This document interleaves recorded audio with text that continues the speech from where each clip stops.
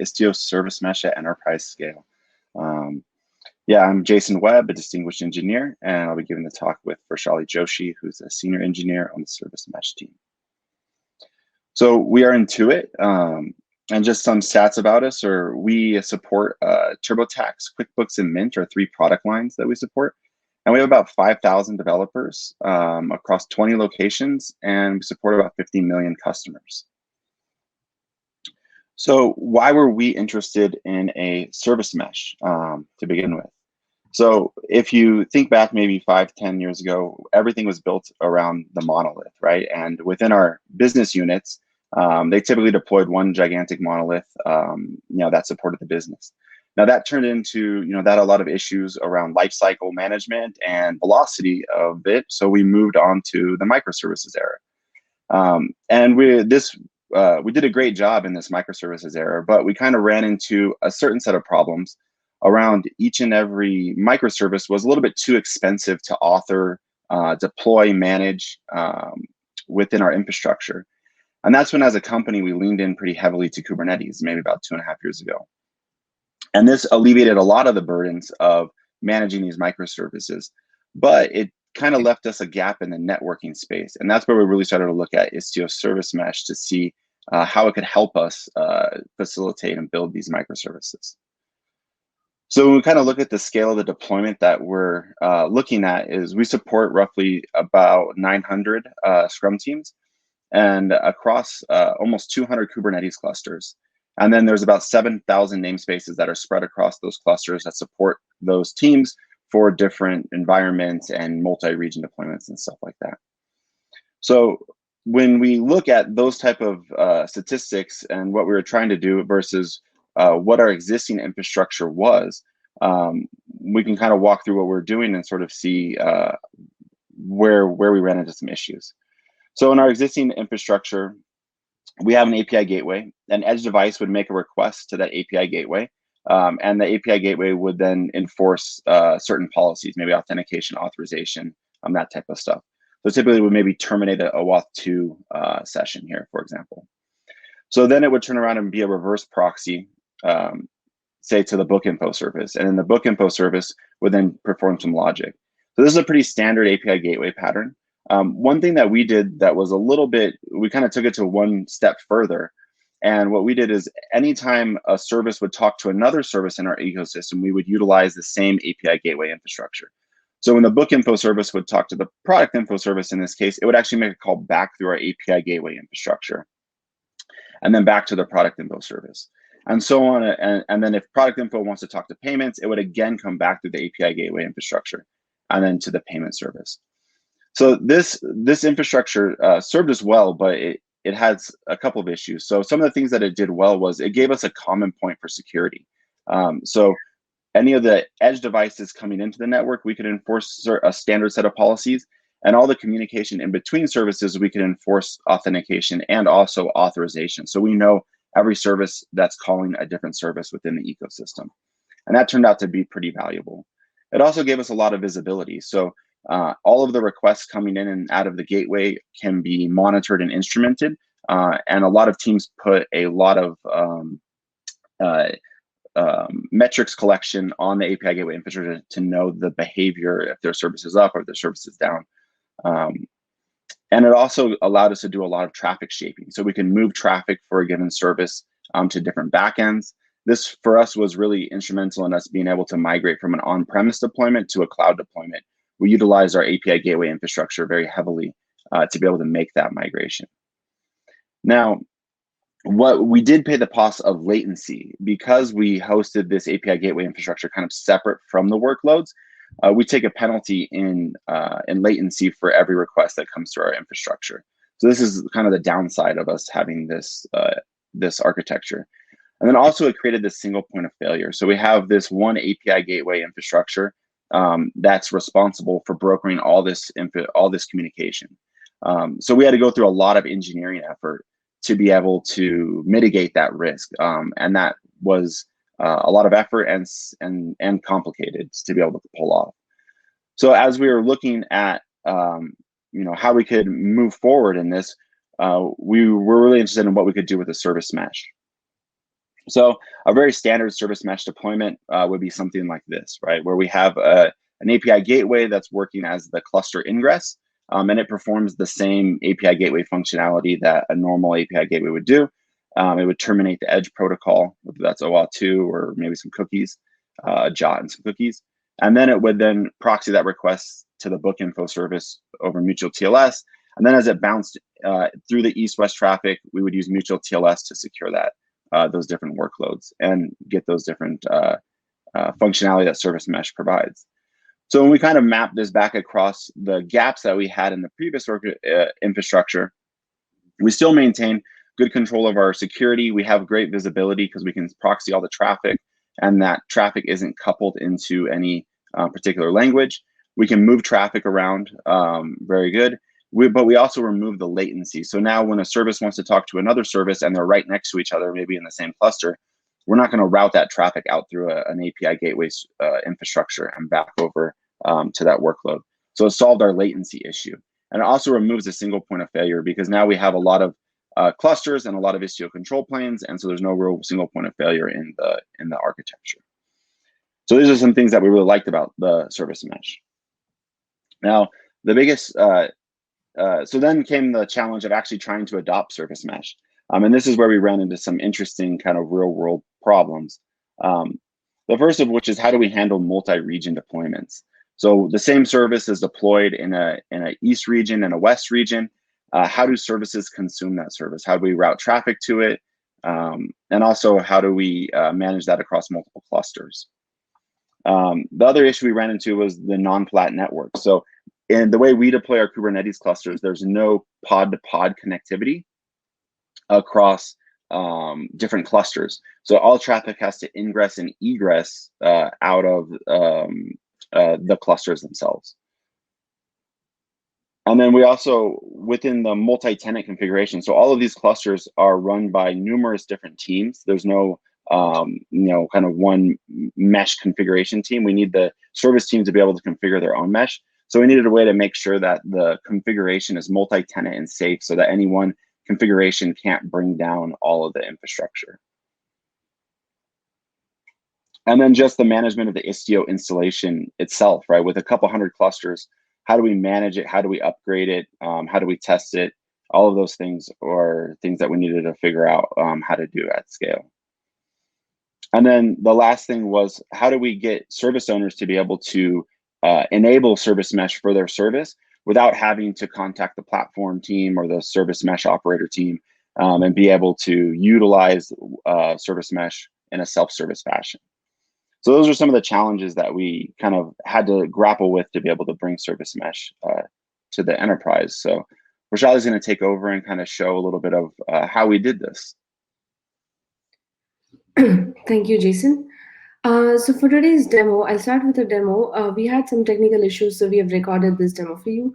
So for the demo, I'm going to walk you through the experience a developer at Intuit would have while they are creating a service or onboarding their service to our mesh platform. So this is Intuit's developer portal, which is where a developer can come and create a service, an application, or a plugin based on the requirement, or utilize one which is already existing there. So when a service is created through Dev Portal, what essentially it's going to do is it's going to set up all the required resources for your service.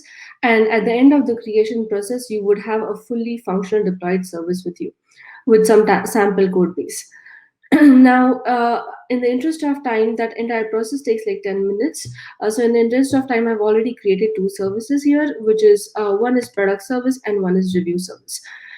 Now, both these services are hosted in different clusters, and in the later part of the demo, I'm going to show how these cross-cluster communication is achieved. So let's take a look at what our resources got created as part of the creation process. So we got an application repository, GitHub repository created it. It has basic code base, nothing fancy there. We also got a deployment repository created here with all the environment specific directories. If we come back to Dev Portal on the service configurations, we see a couple of related information like what all environments this service has, what all namespaces are created for this service in which region, and it also tells you which cluster the service is currently deployed to. It also gives you handy links to Argo CD projects, CI/CD pipelines, and Wavefront and Splunk dashboards. Now, now that you have a service which is fully functional and deployed, and you want to onboard your service to be on our mesh platform, each developer has to manually go and have some annotations and labels added to the deployment specification.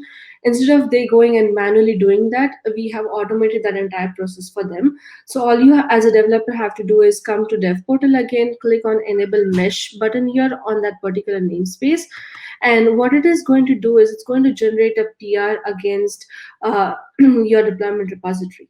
So let's take a look at an existing PR which I have already generated for the QA environment of these two test services. So as you can see, it has added labels and annotations and a couple of environment variables. So you see it has added Istio specific annotations like Istio inject, which is set to true, which makes a sidecar proxy injection possible alongside the application container. We also have some annotations which are utilized for integrating with our legacy system, like we have policy ID, which is used to integrate with our cert management system and deliver the required certs to Envoy proxy to communicate with other services. Now, a point to note here is that this policy ID is not something that a user has to manually create by going to another system. When you're in the service creation process that I described before, this policy ID will be created for your namespace, which is later on vended into this PR. We also add an identity, which is a unique identifier for your service. And how this is utilized, I'll talk about it in bit detail in the later part of the demo.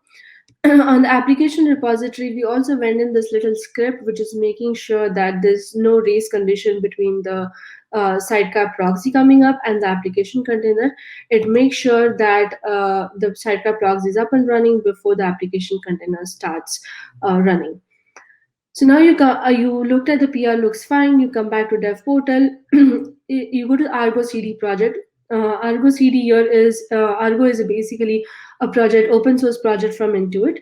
It is showing you all the state of currently deployed resources for your service.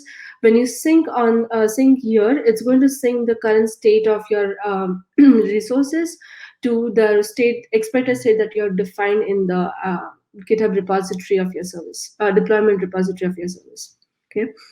So once you sync, you are going to get all the pods restarted with the sidecar injection on them. When this process is done, you would get a badge on the dev portal screen which says mesh enabled. It's going to tell you that these are the namespaces which are enabled for on the mesh platform, and the other namespaces are not currently enabled for mesh. With this, let's take a look at, so as I said, I have already created these two test services, and the QA environments for them is already mesh enabled. So let's get the pods for product service here. This is in one cluster, and I'm going to exec into that pod and call another service, which is review service here. So it is a basic service, doesn't do much any other processing, returns a 200 grade. If you notice that the endpoint for review service that we called is basically generated using the identity that you provided for your service, the unique identity. This makes this endpoint to be a globally unique identity host for your service, which helps your service owners to manage the service in whichever way they want. And I'll go in details about this in a bit. So at this point, I would like to introduce a project called Admiral that we have developed at Intuit and is currently open sourced. Now, Admiral is the one who is making this cross-cluster communication possible and is generating this unique host entry for your service. It also drops in all the required Istio resources for this communication to be possible.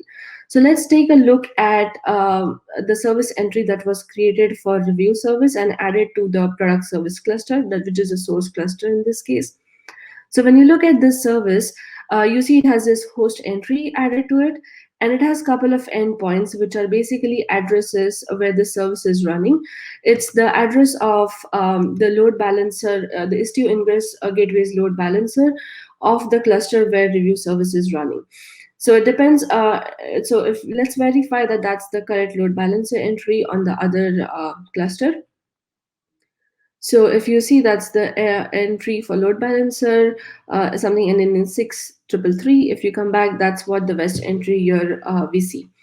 Right. So also, if you notice on the service entry, there's this locality a field, which is basically letting you do locality-based traffic routing, where it'll, if any region is not available, it'll fall back to the nearest region after that. As part of the demo, I also wanted to demo another service that we have for validation service, which is basically going to validate any configurations that are coming into the cluster, making sure that those configurations doesn't have any accidental changes which could cause impact to the service that you're running or any other service or mesh in general.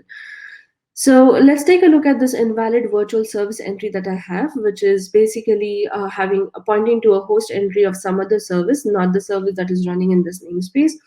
And also it is exposing this configuration to all the namespaces and not restricting it to this particular namespace. So when I try to apply this configuration, the validation service is going to parse it and basically validate it against the set defined rules and reject it because, as it said, it's getting exposed to all the namespace, and we really want to restrict any configurations to their own namespace and not expose it outside. So with this demo in mind, let's go back. Let me go into details of a few of these components that I mentioned on the demo. So let's start with Admiral. So basically, as Jason mentioned, we have a lot of clusters and our services are spread across these clusters. So communication, achieving a cross-cluster communication between these services was a challenge, and it comes with host of complexity when it comes to delivering all the configuration to these on-web proxies. So we have built this project called Admiral at Intuit, which sits on top of all these control planes, and it's watching all these clusters and delivering the required Istio configurations in an automated way for this communication to be possible. So how what Admiral does is basically it has this dependency record where it knows what all services are dependent on each other, and then it's going to update the required clusters based on the configuration that it has generated. So it also utilizes, like we saw in the demo, it utilizes the identity that you provided on your deployment specification to generate a unique host entry for your service. One point to note here is that Admiral, though sits on top of all the control planes, it doesn't hold any runtime states. So even if there's an issue with Admiral, it doesn't affect the running traffic within mesh. That traffic is not impacted. As I said, Admiral is open source under Istio ecosystem, so we all can contribute to it and leverage the features and benefits it provides. The next service that I mentioned was validation service. Validation service is essentially a Kubernetes validation webhook to which Istio server is going to send all the required configuration, and then it's going to basically validate that, parse that configuration against the defined rules, and take a thumbs up or thumbs down decision on it. So as much as we want our customers to utilize all the features that Istio comes with, we also want to have required guardrails so that any accidental configuration that they are adding doesn't impact this service or doesn't impact any other service running in the mesh or in general the entire mesh. So we only want to allow configurations related to the namespace that the service owns, and also only allow references to their host services host names and not other service host names. Currently, this service validates a subset of Kubernetes and Istio CRDs, which includes deployments, virtual service, the one example we saw as part of the demo. We also validate service entries and destination rules. One example for this would be we really don't want service owners to add any service entry with host ending in .mesh, because that's the service entry Admiral is going to put in place for making the class cluster communication possible. And also we are intentionally blocking certain CRDs like on-web filters and ingress gateway references. This one reason being here is that we want the north-south traffic within to our mesh to be controlled by our API gateway solution, and the east-west traffic to be controlled by the service entries that Admiral has configured for us. Apart from these two things, we had a couple of other challenges while we were building on our mesh platform. Like, how do you automate couple of solutions? Like, as Jason mentioned, we have a lot of clusters, and each cluster has their own Istio control plane installed. How do you manage installation of these control plane and upgrades at a larger scale? So we have automated this process by creating a mesh plugin or an add-on, which gets installed and upgraded as part of the cluster creation and upgrade process. This also helps us to have visibility into which version of the cluster is mapped to what version of mesh, and basically utilize that data to better understand our mesh platform and troubleshoot any issues we have. The other thing, as I mentioned in Admiral, is basically achieving automated rendering of the cluster configuration by watching or monitoring all the clusters in the system. Now, how does Admiral do that? Is by basically utilizing secrets and talking to API server with that. That secret is added to a central location for Admiral to read from at the time of cluster creation. So this process is totally automated, and you don't the complexity of having that is taken off from the mesh operators or service owners in general. So what all the benefits that our developers get by onboarding to our mesh platform is they will get a multi-cluster identity, which is a unique identity Admiral generates for you. This helps in service owners to migrate their service from one namespace to another namespace, let's say, or across clusters, or even migrate team ownership.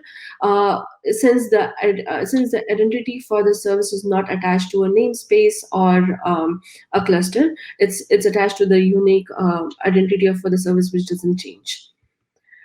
We also give them multi-cluster endpoints, which they could use to test their service against a particular endpoint or migrate, their configurations in case needed. As we saw in the demo, all the Istio-related configurations are vended in as part of the deployment repository for your service, and it's basically fully automated and provisioned at the time of service creation. It helps the service owners to utilize GitOps deployment for their configs. We also provide our developers with any configurations like we saw on the deployment specifications with required labels and annotations, and also we give them any init modifications to their startup script so that any race conditions are avoided. And since this is all automated process, any changes that we need in future could be accommodated with that infrastructure in place. So with that, I would like to thank you all for taking out time for listening to our story today. As I mentioned, Admiral is an open source project in Istio ecosystem. That's the GitHub URL for Admiral. We would love to have contributions coming from you guys all on this project. And also you can reach out to us for any questions or feedback on our channel, which is #Admiral. Thank you.